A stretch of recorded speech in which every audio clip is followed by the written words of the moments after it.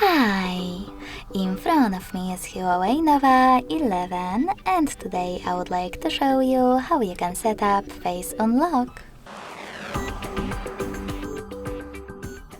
First of all, go into Settings and scroll down to access biometrics and password.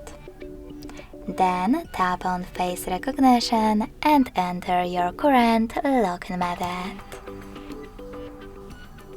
Following that, you can click on this switcher next to enable Rise to Wake to turn it on or off. And when you finish, hit Get Started. Keep your face in frame and follow all of the instructions from your screen.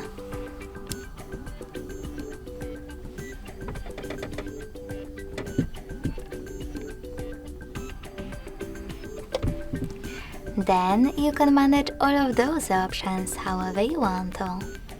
So finally, when I turn off my screen, then switch it back on, I can see that Face Unlock is working properly.